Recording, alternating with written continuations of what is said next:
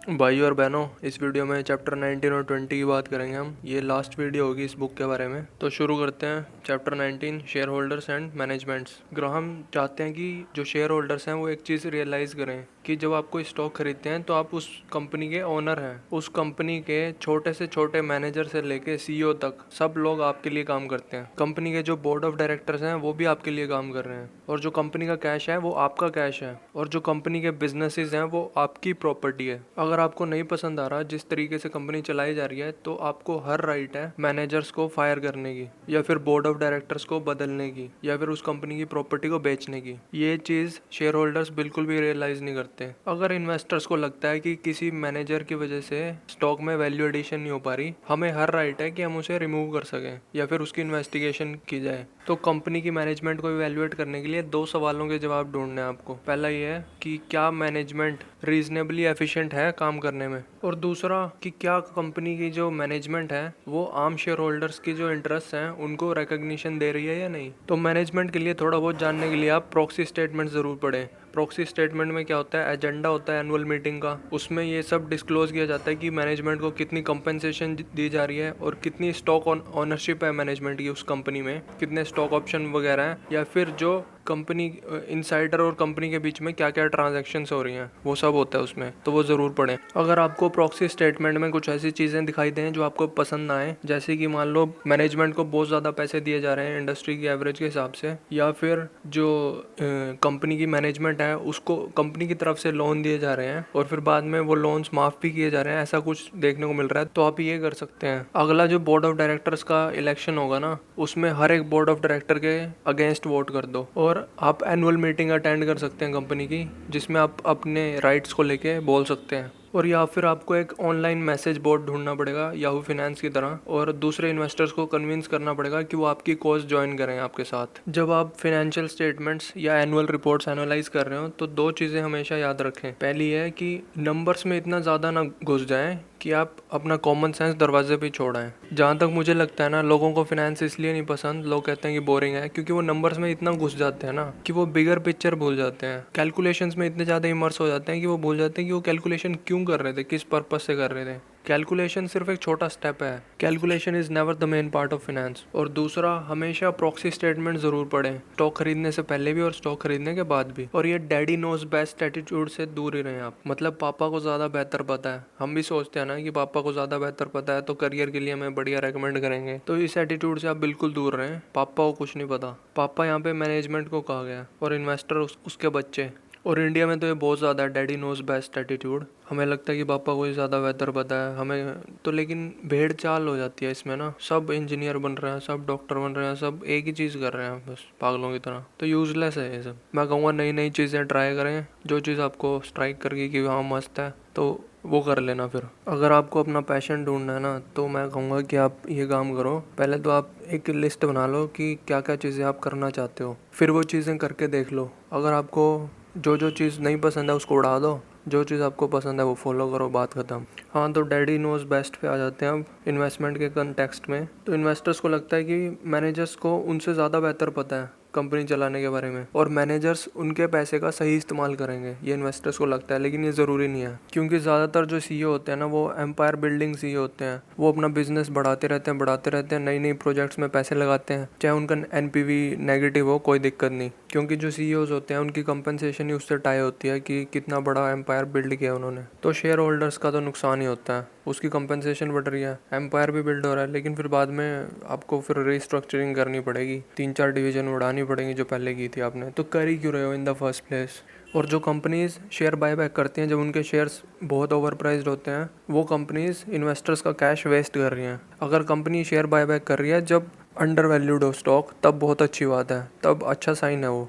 अब आप सोच रहे होंगे कि कंपनी शेयर्स को बायबैक क्यों करेगी जब शेयर्स ओवर प्राइज्ड हो, तो वो मैं बताता हूँ क्यों करेंगी। अगर वो नहीं करेंगी ना तो ईपीएस कम हो जाएगा, अर्निंग्स पर शेयर। तो शेयर बायबैक करके वो ईपीएस इंक्रीज़ करना चाहती हैं, क्योंकि नंबर ऑफ़ शेयर्स कम हो जाएंगे ना, फिर ईपीएस बढ़ जाएगा। और वो क्यों ईपीएस बढ़ाना चाहती हैं, क्योंकि वो स्टॉक ऑप्शंस भी तो इशू करती हैं ना खुद को। मैनेजर्स के पास स्टॉक ऑप्शंस होते हैं, तो वो डाइल्यूट कर देते हैं अर्निंग्स को।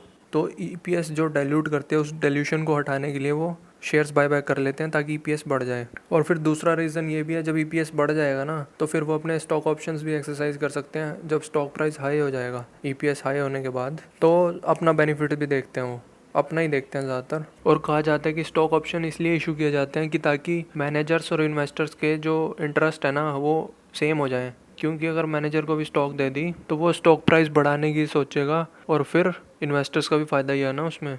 लेकिन ये बिल्कुल झूठ बात है, क्योंकि जो ज़्यादातर मैनेजर्स होते हैं ना वो अपने स्टॉक ऑप्शंस को स्टॉक में कन्वर्ट करते ही बेच देते हैं। इंस्टेंट प्रॉफिट के लिए वो कंपनी के मिलियंस ऑफ शेयर्स ऐसे डंप कर देते हैं मार्केट में खुद के फ़ायदे के लिए। जब वो बेचते हैं इतने सारे शेयर्स तो प्राइस तो गिरेंगे ही ना फिर। तो प्रॉक्सी स्टेटमेंट ज़रूर पढ़ें, उसमें स्टॉक ऑप्शंस के बारे में दिया होता है। अगर शेयर आउटस्टैंडिंग है ना, जो अगर उसके 3% से ज़्यादा स्टॉक ऑप्शंस है ना मैनेजर को दिए हुए, ऐसी पॉलिसीज़ के अगेंस्ट वोट करें आप। बल्कि ये कर देना चाहिए कि जो मैनेजर्स हैं वो अपने स्टॉक ऑप्शंस तब तक एक्सरसाइज नहीं कर सकते जब तक वो जो इंडस्ट्री की एवरेज परफॉर्मेंस है ना उसको आउट परफॉर्म नहीं कर देते कम से कम 5 साल तक लगातार। इस चैप्टर के लिए इतना ही। Chapter 20 margin of safety. Benjamin Graham कहते हैं कि मार्जिन ऑफ सेफ्टी और डाइवर्सिफिकेशन में काफ़ी क्लोज रिलेशन है। अगर आप कोई स्टॉक खरीद रहे हैं मार्जिन ऑफ सेफ्टी के साथ तो इसका मतलब ये नहीं है कि वो स्टॉक बढ़िया ही परफॉर्म करेगी, लेकिन चांसेस ज़्यादा हैं इस बात के। लेकिन अगर आप ऐसी ही और स्टॉक्स मार्जिन ऑफ सेफ्टी की 5-10 स्टॉक्स और ले लेते हैं तब आपके चांसेस बहुत ज़्यादा हैं ओवरऑल प्रॉफिट ही होगा। जो लोग 1999 में कह रहे थे ना कि टेक्नोलॉजी और टेलीकम्युनिकेशन स्टॉक्स श्योर थिंग है, ये तो बढ़िया परफॉर्म करेंगी, और उस टाइम पे जबकि वो बहुत ही ओवर प्राइस थी, वही सेम लोग 2002 में उन स्टॉक्स को टू रिस्की बोल रहे थे क्योंकि वो 90% प्राइस में गिर गई थी। जबकि जो इंटेलिजेंट इन्वेस्टर है वो इस चीज़ को इस तरह से देखेगा कि उसकी रिस्क कम हो गया अगर वो 90% गिर गई है। आपको बार्गेन इश्यूज मिल सकते हैं, अब ढूंढने का फ़ायदा है। तो ग्राहम यहाँ पे स्पेकुलेशन और इन्वेस्टिंग के बीच में डिफ्रेंशिएट कर रहे हैं। स्पेकुलेशन वो होता है कि ये सोच के खरीदना कि स्टॉक का प्राइस ऊपर जाता ही रहेगा, और इन्वेस्टिंग वो होता है स्टॉक खरीदना अंडरलाइंग बिजनेस की वर्थ देखने के बाद। और बेंजामिन ग्राहम कहते हैं कि सिर्फ एक ही सीक्रेट है अमीर बनने का, वो ये है कि डोंट लूज, कभी पैसे मत गंवाओ। और ये पर्पस फुलफिल करने के लिए मार्जिन ऑफ सेफ्टी बहुत ज़रूरी है। अगर आप स्टॉक्स को बहुत हाई प्राइस पे ख़रीदने से मना कर देंगे तो बहुत कम चांसेस होंगे कि आपको लॉस होगा। मान लो आपको एक स्टॉक मिल जाए जो 10% हर साल इंक्रीज़ हो रही हो, जबकि मार्केट 5% एनुअल इंक्रीज़ हो रही है, और आप जोश में आके उस कंपनी के लिए ओवर पे कर दें, और मान लो पहले साल में वो 50% गिर गई ना उसका स्टॉक प्राइस, तो अब अगर वो स्टॉक मार्केट का डबल भी जनरेट करे ना, 10% से बढ़े, तो उसको 16 साल लग जाएंगे मार्केट को ओवरटेक करने में। अब क्योंकि आपने पहले ही इतना ज़्यादा पे कर दिया था उसके लिए और आप ज़्यादा हिस्सा अपना खो चुके हैं स्टार्टिंग में ही। तो ये ओवर पेइंग वाली सबसे बड़ी गलती होती है, इससे ज़रूर बच के रहें, ये आपको डुबा देगी। और अगर आपको लगता है कि आप मार्केट को टाइम कर लेंगे तो आप बेवकूफ़ हैं। अगर आपको लगता है कि आप .com बबल बस्ट होने से पहले निकल जाते तो आप खुद का बेवकूफ़ बना रहे हैं, क्योंकि आपको नहीं पता कि कब मार्केट क्रैश हो जाए। हो सकता है जिस दिन आपने स्टॉक खरीद ली उसके अगले दिन ही हो जाए। आप ये सोच के खरीद रहे हैं कि चल 2-4 दिन में बेच दूंगा, चढ़ रही है ना स्टॉक, लेकिन ज़रूरी थोड़ी है वो चढ़ेगी। जिस दिन आपने खरीदी उसी दिन गिरना शुरू होगी और फिर रुके ना गिरने पे। और जब कोई स्टॉक 98% गिर जाती है ना प्राइस में, जो कि .com बबल के टाइम पे हुआ था, तो उसके बाद अगर 50% भी एनुअल रिटर्न है ना तो 10 साल लग जाएंगे ब्रेक इवन करने के लिए खुद को, जबकि 50% रिटर्न इम्पॉसिबल है। अगर रीजनेबल 10% एनुअल रिटर्न लगाएं तो आपको 40 साल लग जाएंगे ब्रेक इवन करने में। तो उन पैसों को तो मैं कहूँगा आप भूल ही जाओ। अगर आपको जानना है ना कि रिस्क असल में है क्या, तो आप अपने आसपास वाले एक बाथरूम में जाओ और शीशे में देखो, रिस्क आपकी तरफ वापस देख रही होगी, वही है असली रिस्क। ये हमारी स्टॉक्स में नहीं होती, ये हमारे खुद के अंदर होती है। तो अगर आप घटिया डिसीजन लेना अवॉइड करना चाहते हैं तो आप खुद से कुछ सवाल पूछ सकते हैं कोई भी इन्वेस्टमेंट करने से पहले, जैसे कि इस बात की कितनी प्रोबेबिलिटी है कि मेरा एनालिसिस सही है, और कितना एक्सपीरियंस है मुझे इस काम में, मेरा पिछला ट्रैक रिकॉर्ड कैसा है, और अगर मैं खरीद रहा हूँ तो कोई ना कोई बेच भी रहा है ना, तो हम दोनों में से तो एक ही सही होगा ना। तो इस बात की क्या गारंटी है कि उस बंदे को कुछ ऐसी चीज़ नहीं पता जो मुझे पता है, और क्या मैंने कैलकुलेट कर लिया कि स्टॉक को कितना ऊपर जाना पड़ेगा मुझे ब्रेक इवन करने के लिए, टैक्सेस और ट्रेडिंग की कॉस्ट के बाद। और अगर मेरा एनालिसिस गलत हो जाता है तो क्या मैं जानता हूँ कि उसके क्या कॉन्सिक्वेंसेस होंगे, और अगर मैं गलत होऊंगा तो कितना पैसा खोऊंगा मैं। अगर मुझे लॉस भी हो जाए इस इन्वेस्टमेंट में तो क्या जो मेरी बाकी की इन्वेस्टमेंट्स हैं वो इसको कवर कर देंगी? क्या मैं अपना बहुत ज़्यादा पैसा रिस्क कर रहा हूँ यहाँ पे? अगर आप खुद को समझते हैं कि आपकी हाई टॉलरेंस है रिस्क को लेके, आपको कैसे पता क्या आपने पहले बहुत सारा पैसा खोया? अगर खोया तो कैसा लगा था? आप भाग गए थे या तब भी नहीं छोड़ी इन्वेस्टिंग? कोई भी इन्वेस्टमेंट करने से पहले दो चीज़ें हमेशा ध्यान में रखें। इस बात की क्या प्रोबेबिलिटी है कि आप सही होंगे, और दूसरा कि अगर आप गलत हो गए तो जो कॉन्सिक्वेंसेस होंगे उन पर आप कैसे रिएक्ट करेंगे। तो आप प्रोबेबिलिटी पे कम फोकस करें, कॉन्सिक्वेंसेस पे ज़्यादा फोकस करें, क्योंकि अच्छे से अच्छे एनालिसिस भी रॉन्ग हुए हैं कभी ना कभी। तो इस चैप्टर के लिए इतना ही। मैं आपको एक और चीज़ रेकमेंड करूँगा। यहाँ पे एक रीडिंग है, यहाँ पे वॉरेन बफे ने लिखी थी, जो बुक के एंड में है, वो the super investors of Graham and Doddsville. तो इसमें वॉरेन बफे ने अपनी तरह और इन्वेस्टर्स के बारे में भी बताया जो कि यही बेंजामिन ग्राहम की पॉलिसी फॉलो करते हैं वैल्यू इन्वेस्टिंग की, और वो बहुत ही सक्सेसफुल हुए हैं। तो ये बहुत ही बढ़िया रीडिंग लगी है मुझे, ये आप ज़रूर पढ़ें, इंटरनेट पे मिल जाएगी।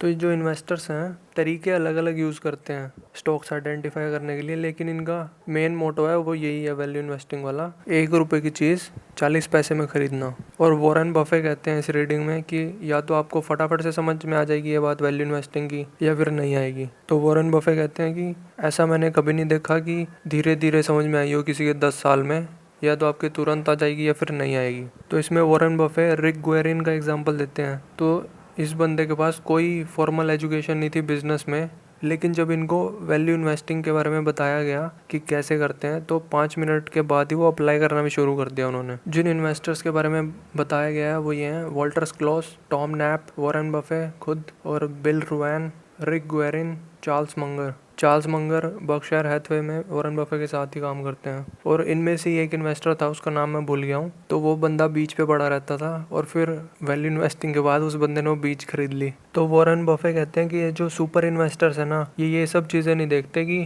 क्वार्टरली अर्निंग प्रोजेक्शन क्या है, या अगले साल की अर्निंग प्रोजेक्शन क्या है, या कौन सा दिन है आज वीक का, या प्राइस वॉल्यूम चार्ट वगैरह, या कुछ नहीं देखते वो ये चीज़ें। वो सिर्फ एक चीज़ देखते हैं कि वो जो पे कर रहे हैं क्या उन्हें उससे ज़्यादा मिल रहा है। वही $1 की चीज़ 40 सेंट में खरीदना। तरीके अलग हैं लेकिन सबके ढूंढने के स्टॉक्स। इसी के साथ ये बुक ख़त्म होती है, और मैं उम्मीद करूँगा कि कोई ना कोई तो वैल्यू एडिशन हुई होगी हर एक बंदे के लिए जिसने भी ये वीडियोस देखी होंगी। जितनी ज़्यादा थॉरली मैं इस बुक को एक्सप्लेन कर सकता था मैंने कर दिया, और ज़रूरी नहीं है कि आपको सारी ही बातें माननी है इस बुक में जो लिखी हुई हैं। जो आपको सही लगा हो वो आप उठा सकते हैं इसमें से, क्योंकि बहुत सारी अच्छी बातें की गई हैं। जो अच्छी बातें आपको अच्छी लगी हो वो आप उठा सकते हैं, क्योंकि सबकी अपनी अपनी सोच होती है। इससे ये हो गया कि आपका बेस बन गया, आपको आइडिया मिल गया कि इस तरह से करना चाहिए। अब आप अपने हिसाब से उसको मॉडिफाई कर सकते हैं। चलो अब मैं अपनी वाणी को विराम देता हूँ। धन्यवाद।